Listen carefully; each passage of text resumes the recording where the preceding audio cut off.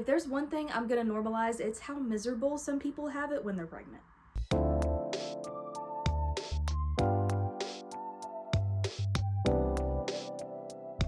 Hey guys, what's up? I'm Chess and welcome back to my channel.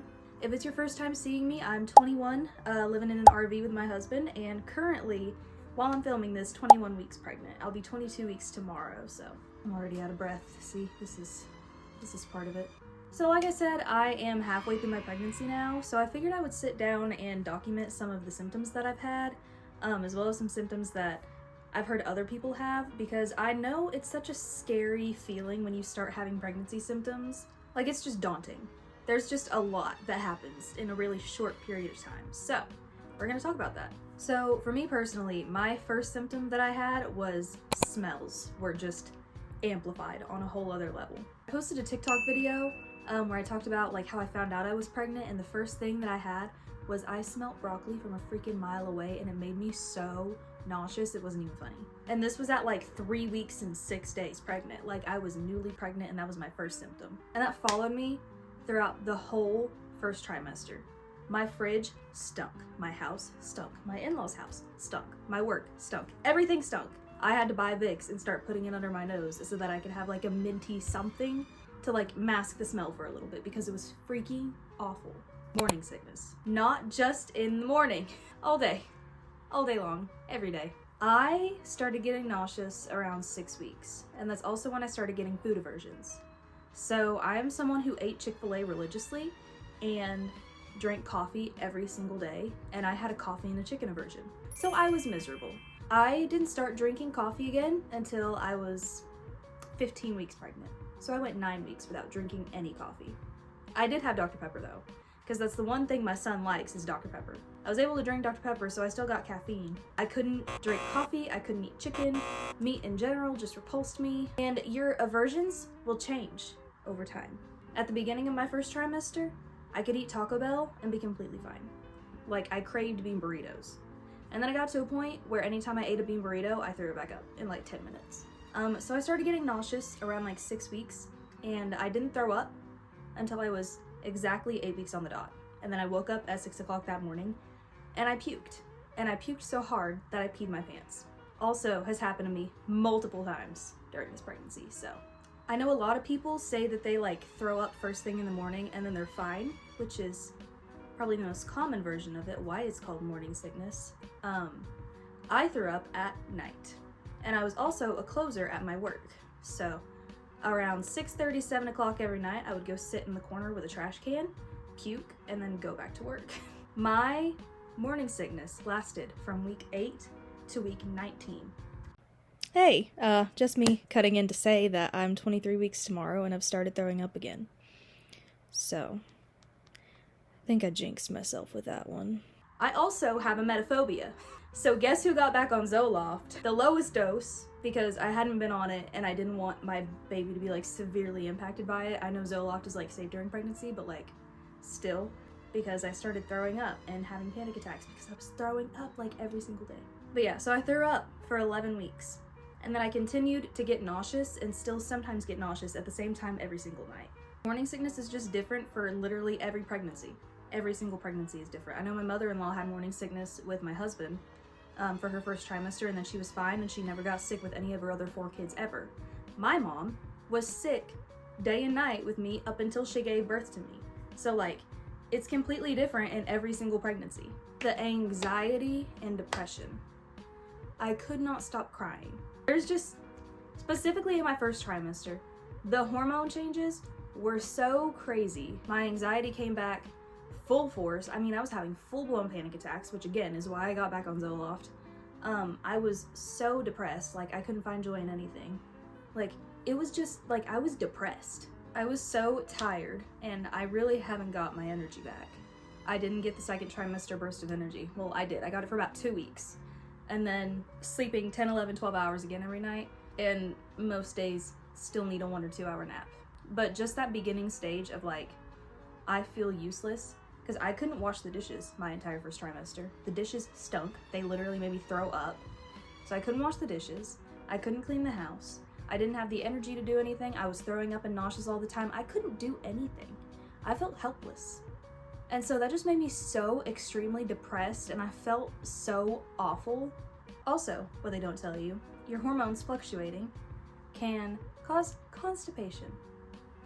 I didn't go for like a week. I had to use things that I did not want to use in order to go. Because if I did not, I was gonna have to go to the hospital because I could not go.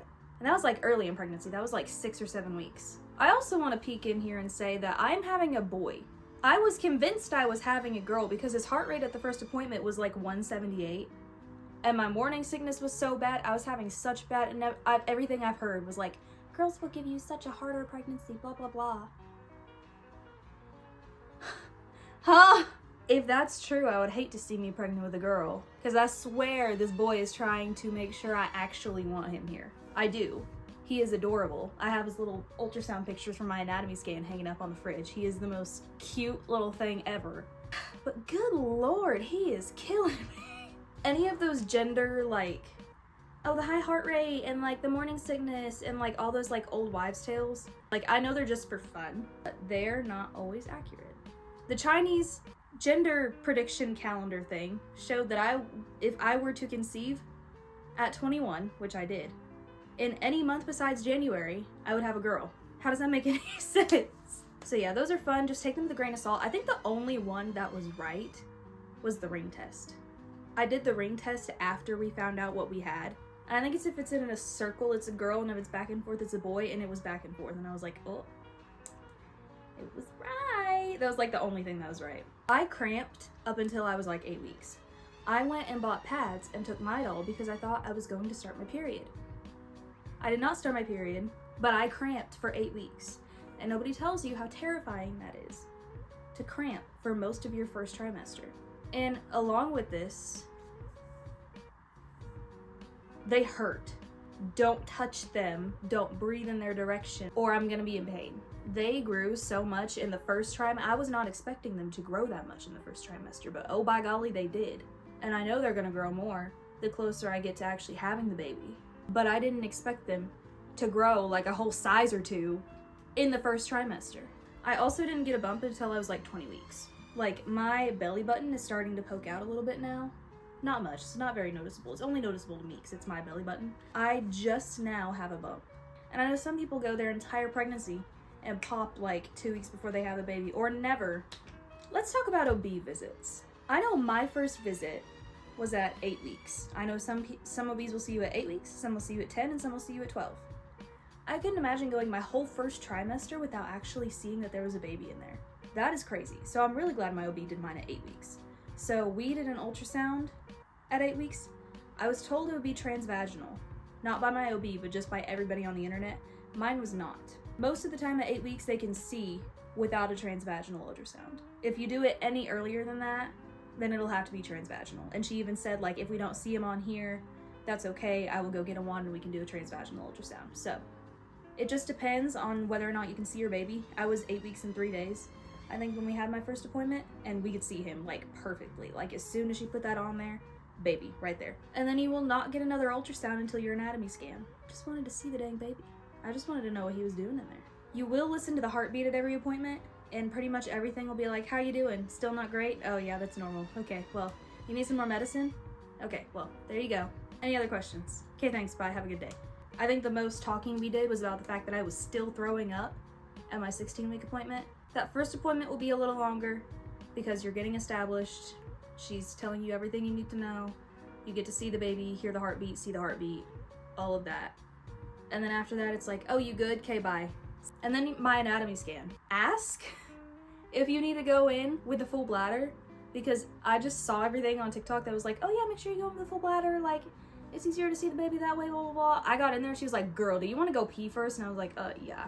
Sometimes you need a full bladder, sometimes you don't. I was 18 weeks and 3 days when we did my anatomy scan. It took them like 30 minutes, I think, to do my full anatomy scan. Because they check and make sure they've got all the fingers and toes, all the arms and legs. They check and make sure, you know, their brain is functioning right. They have the 4 chambers of the heart. They literally look for like their kidneys, their liver, obviously their reproductive organs.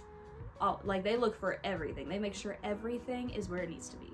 I think I have a posterior placenta, but they didn't tell me when I was there. But I do have a picture of my son hugging the placenta in my anatomy scan pictures. I'm assuming it's posterior because they didn't say it was anterior or anything, and I've been able to feel him since like the day before my appointment, so 18 and 2. I think you get cleared, if you're low risk, you get cleared for one ultrasound a trimester. So I should have a growth ultrasound like, I don't know, like 36 weeks or something like that, right before I have the baby. And then I believe OB appointments are once a month until your 3rd trimester, which is 28 weeks. And then you start going every other week. And then once you're like 36 weeks, you start going every week. I am out of breath, and I think that's pretty much everything that I have for now. Let me know any symptoms that you had in the comments that I didn't mention. I guarantee there's like 5 million more that I had that I forgot to mention because like there's just been so much going on since October that it's not even funny. So yeah, leave any weird symptoms that you have had in the comments. And subscribe if you want to see more pregnancy content, more RV life, more just lifestyle content in general. And I will see you in the next video.